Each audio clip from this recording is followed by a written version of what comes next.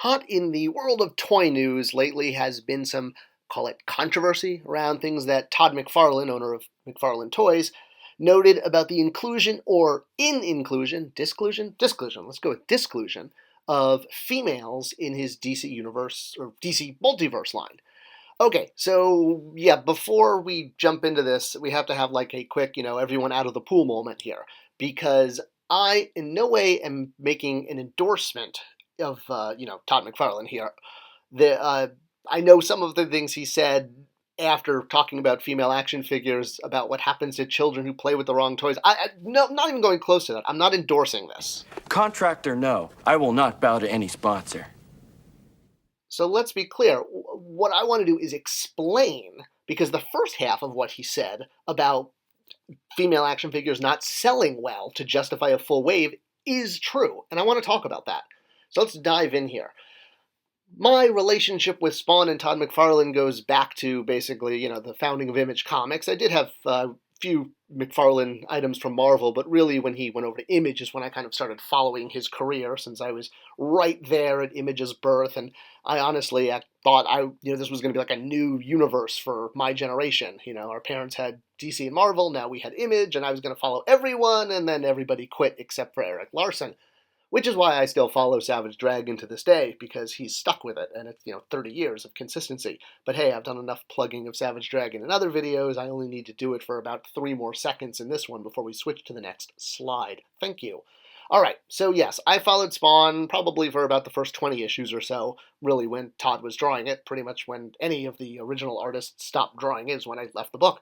But hey, it meant that I was into Spawn during the whole issue 9 thing, right? With the whole Angela and who owns it, and now she has a Marvel Legends figure and can't be in McFarlane Toys, and that's craziness, and weirder things have happened. But yeah, hey, sometimes when you follow a book, you wind up with historic things. But for me, the turning point with, if you will, my relationship with Spawn was this guy, was getting this figure. This was the first toy I ever bought purposefully just to display, not to play with. And that's a big thing. We'll get into that in another video. But as far as Todd's jump into toys, it actually first was at Mattel, where I spent a good chunk of my professional career. And he did a Hot Wheels with them. Now, Mattel is not shy at all about working with comic book companies and doing, crossover events. They were behind the whole Secret Wars thing in the 80s. But when Todd formed his own toy company, instead of going with Mattel, realizing he could do it himself, well, obviously there were some burned bridges, and Mattel fired back, saying they couldn't call it Todd Toys because that was a Barbie character. So it became McFarlane Toys. All right, that's pretty much the only change. And they went on to change the toy industry, and for the better. People like the Four Horsemen, who worked for them for years, introduced, incredible sculpting detail and articulation, or rather, sort of lack of articulation, I should say, but deco options. Wow. And in the beginning, Spawn action figures were very much treated in the Batman style, if you will, where Spawn could come in a variety of flavors and, geared up for different situations. You could even get a she-Spawn with skulls covering her bikini top. All right. So nowadays, McFarlane Toys also does DC toys, and they've made the best Mako the Shark figure ever. Now, obviously, this sort of throws in my quote-unquote, again, relationship with Spawn, because I was the previous DC Universe brand manager. And I love that Todd's take on the line and Bill's, and my take, Bill Beneke, and the Four Horsemen's take was very different. Todd is all about like hyper detail and these cool new interpretations, and I really do love what he does. Personally, I collect 6-inch figures, but there may be a character he puts out that I'm like, yes, I have to have that. I mean, if he does Commandy, although I don't know, I can't imagine like what a McFarlane-styled Commandy would look like. That might be scary. Either way, yeah, I'm sure I will break down and get one eventually, but really, the Mattel line was about looking back and reflecting on nostalgia and superpowers. There was a very deliberate point to do all the superpowers figures. This was something, again, the Four Horsemen were very much on board with, and Bill Beneke, the lead designer, this was kind of like his holy grail. I think even getting to do the Riddler figure. The Green Lantern painted as the Riddler, which was released in South America. Doing that as a 6-inch figure on a Super Amigos card was like the pinnacle of the superpowers montage that we did at Mattel. Okay, enough about the Mattel line. I just sort of wanted to throw that out there as kind of a baseline, because what McFarlane is doing is great, because it's different. It's complementing what's already out there, not repeating the past. Mattel sort of looked into the past for inspiration, and I think McFarlane is looking into the future and pushing toy lines into that. And that's what I've always liked about the company. Like I said, they were my very first adult collector purchase. Sort of what turned me into an adult collector was buying that very first Spawn toy, which, was different from the other toys that were out there.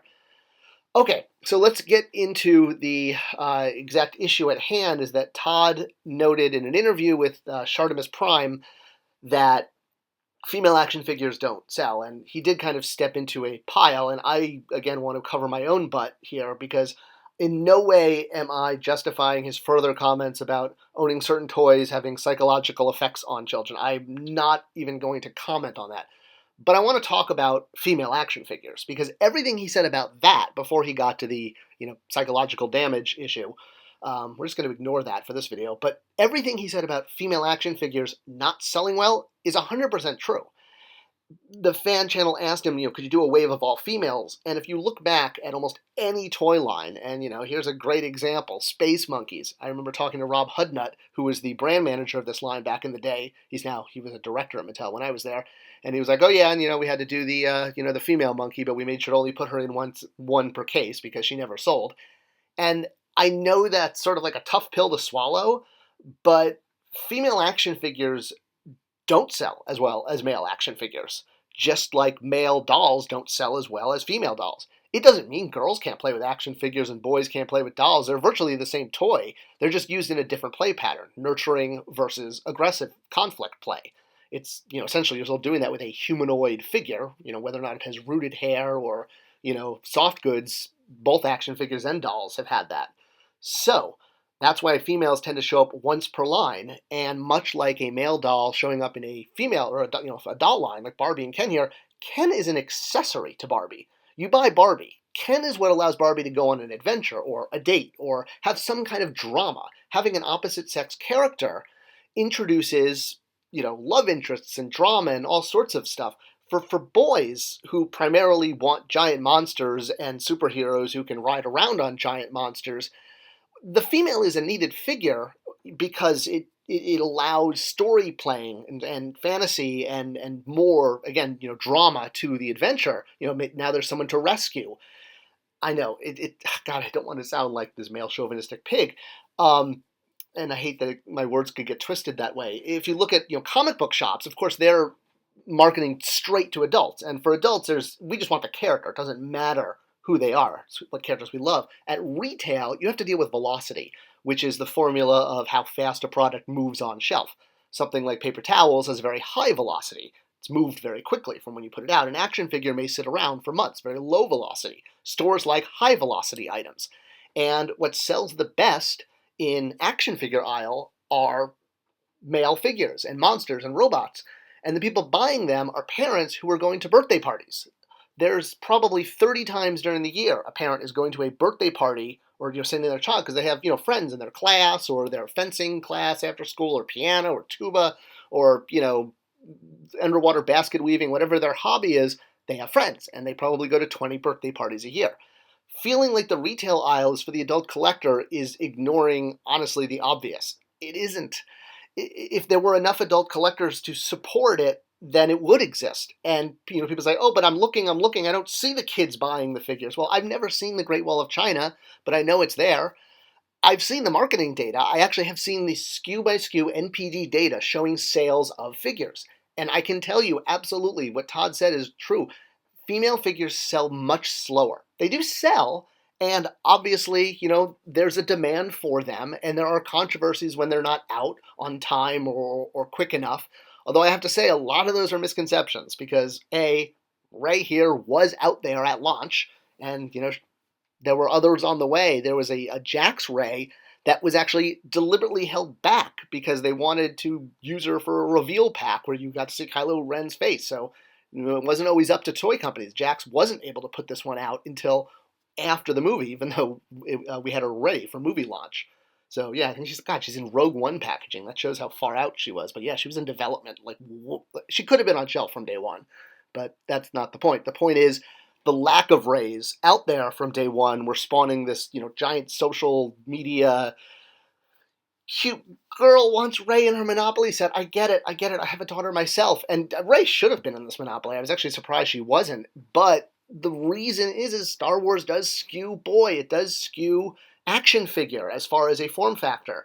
And miniature characters on a game board are basically miniature action figures. And boys are more attracted to male figures because they are male. And God, I know it's like walking on eggshells these days when you talk about this stuff, because I'm not trying to offend anyone, and this isn't about making exceptions, because of course there are always going to be, and God bless variety.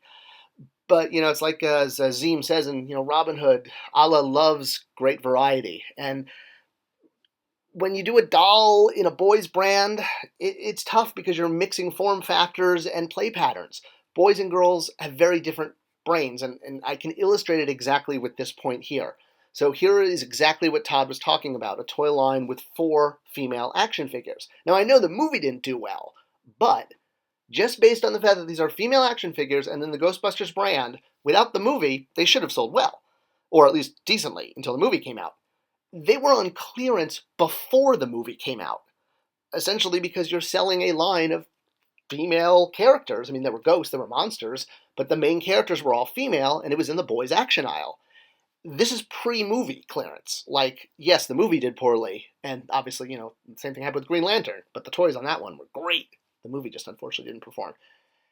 It comes down to boys and girls' brains, and it's like how, boys have testicles, girls have ovaries, or different parts that boys have and girls have, and boys and girls' brains are not one-to-one. They actually do function and are built differently. I mean, this is science. This isn't, this is proven. It's not the same organ. It's the same function. There are some amazing female characters in the Marvel Universe. I love adding them to my shelf. But when a young boy, ages 4 to 11, which is the target audience, goes down that aisle, they're going to be attracted to the aggressive male characters because it's who they are. And no one should ever, ever be made to feel like an outsider. There should be options. And it's great that there are, about 10 to 20% of most lines nowadays are female figures. But expecting an all-female wave, there's just not enough support for that. If, you still think so, I got a Bridge in Middle Earth I want to sell you. Any bidders? Anyone? All right, I know, this was a tough one. I'm trying to get through without offending anyone, but I've seen the data, and you can look back just anecdotally and see for yourself. If female action figures sold better, there would be more female action figures. It just comes down to that. All right, bless all of you who collect whatever you collect. Let me know what you think in the comments below. I apologize to anyone I may have offended, but we just like to talk about, black and white stuff around here. Like zebras.